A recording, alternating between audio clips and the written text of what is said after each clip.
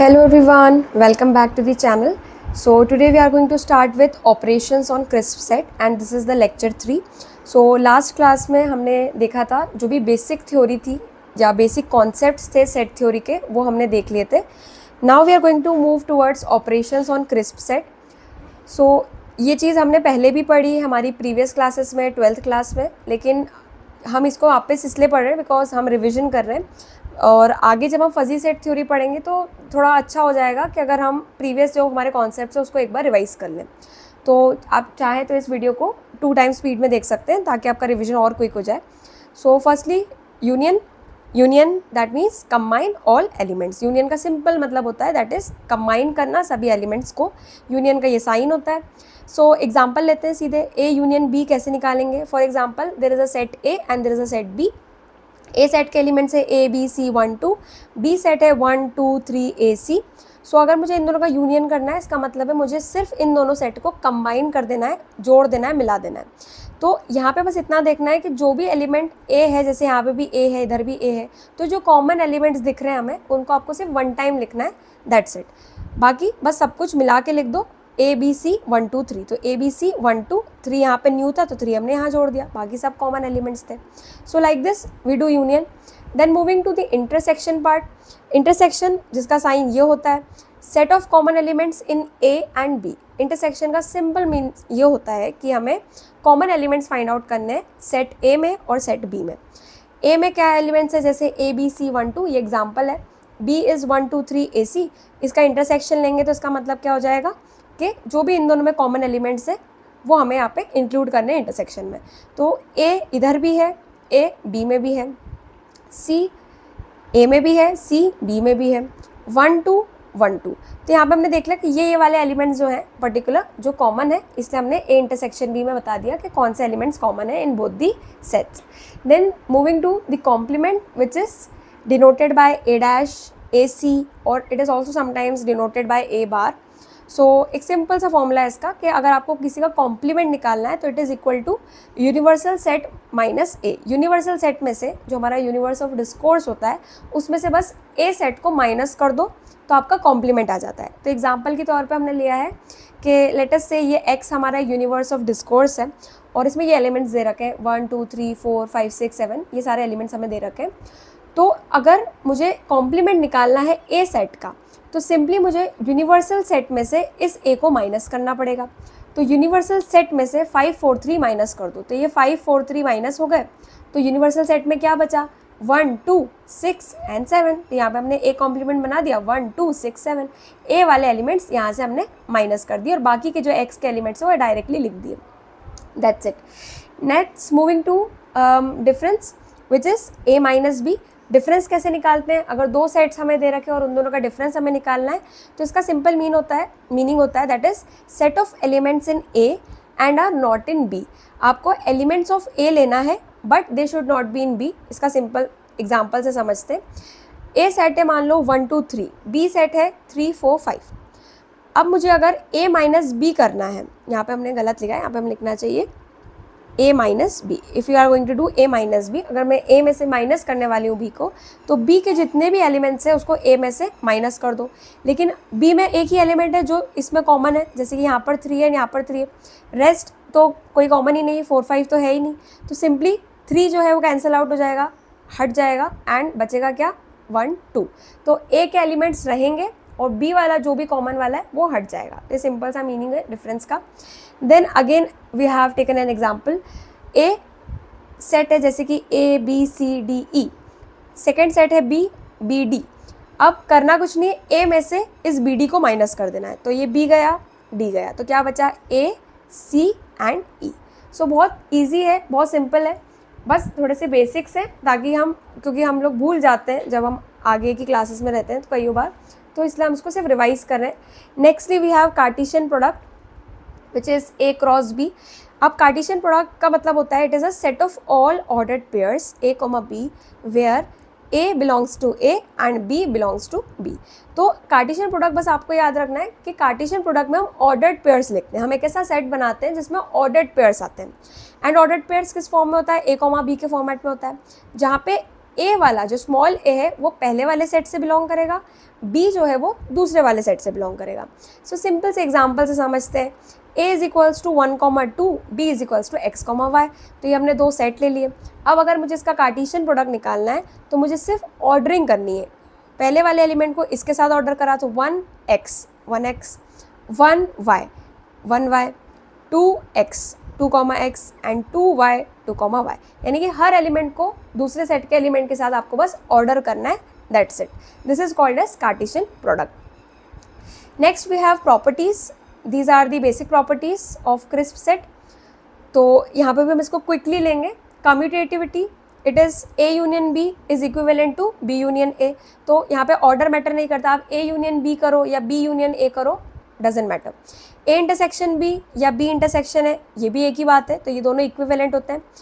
Associativity की अगर बात करें तो सिंपली पैरेंथेसिस का डिफरेंस आता है एसोसिएटिविटी में, कि अगर A यूनियन B को हम पहले पैरेंथेसाइज कर लें देन यूनियन C लगाएं, या फिर A union B union C का अलग पैरेंथेसिस करें तो वो इक्वल होता है, ठीक है। तो इसमें कोई ऐसा इशू नहीं है।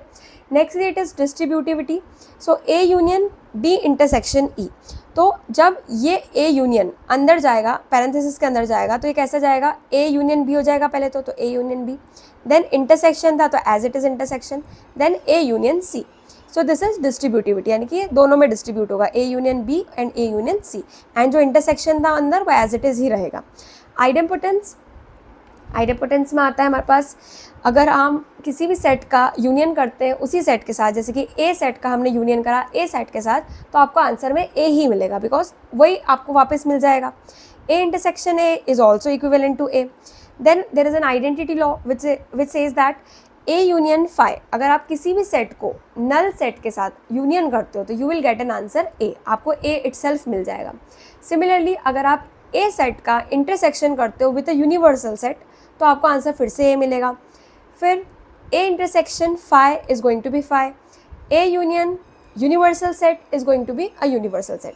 सो ये सब ऐसी चीज़ें, इसको हम एग्जाम्पल के थ्रू नहीं समझ रहे हैं, ये सिंपली आइडेंटिटीज़, और आप कोई भी अगर एग्जाम्पल ले सकते हैं और ये प्रूव भी हो जाती है। सो इसमें सच कोई बिग डील नहीं है। Then we have law of absorption, जो बोलता है कि अगर A union A intersection B हमें दिया है, so it is going to be equivalent to A, and A intersection A union B दिया है तो that is also equivalent to A। So ये बेसिक प्रॉपर्टीज़ है हमारे पास।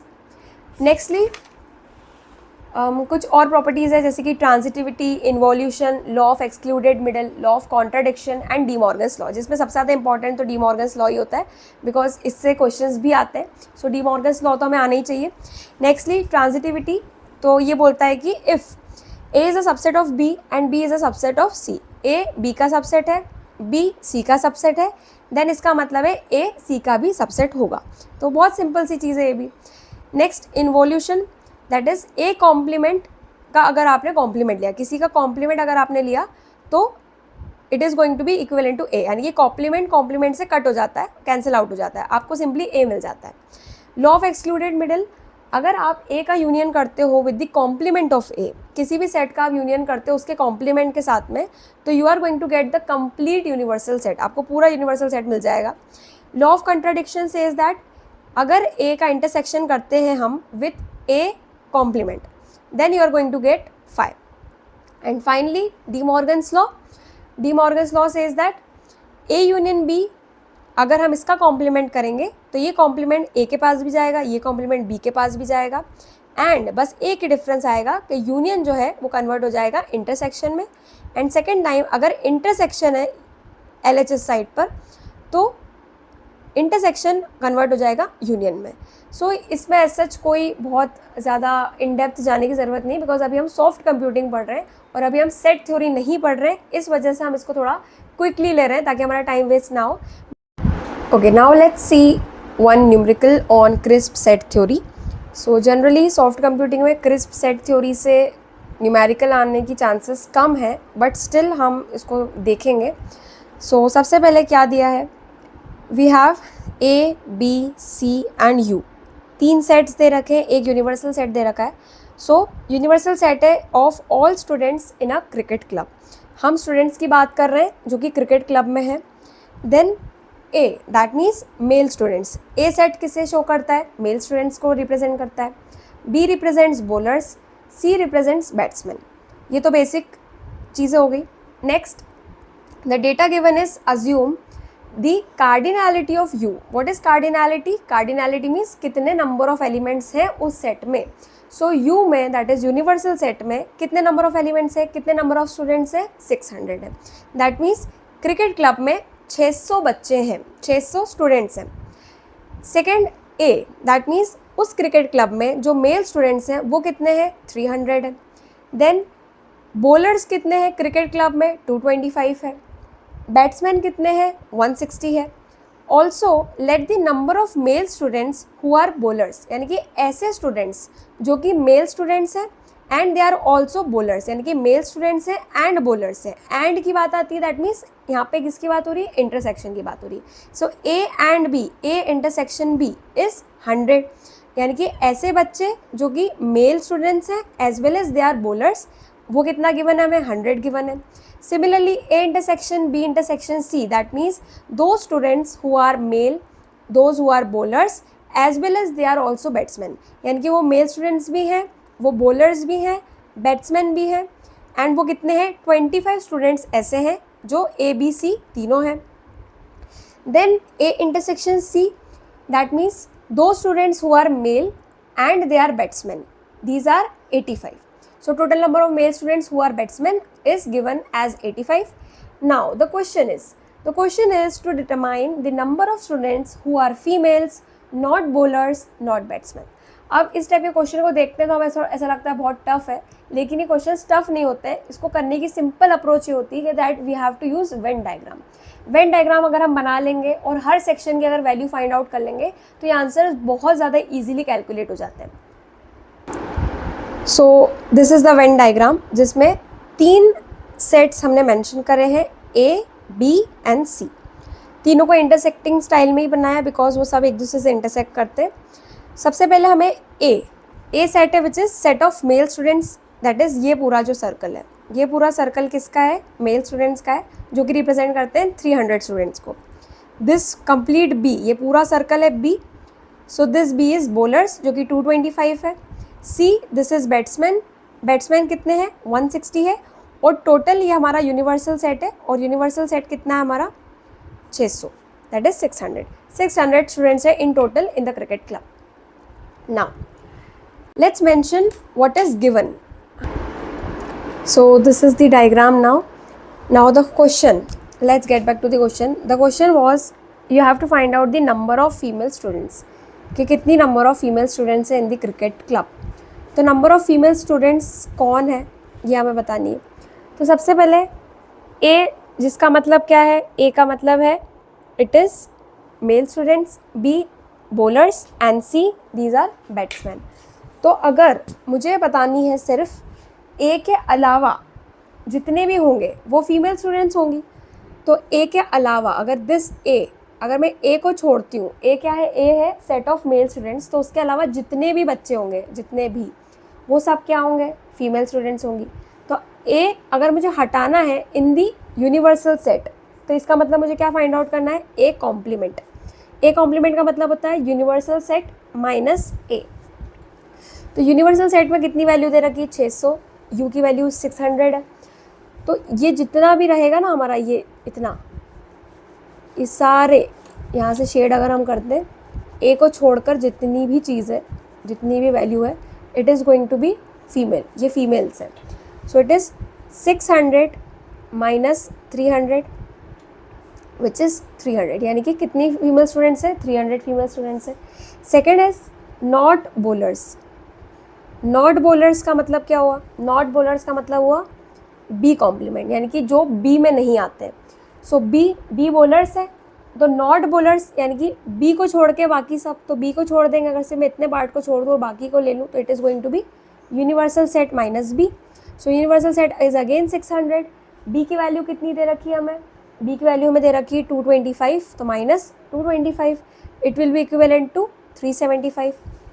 Third not batsman, not batsman अगर निकालना है हमें, सो नॉट बैट्समैन कौन है, that means C complement. C complement is again universal set minus C which is 600 minus C की वैल्यू कितनी है, सी की value is 160, 600 minus 160 is equal to 440।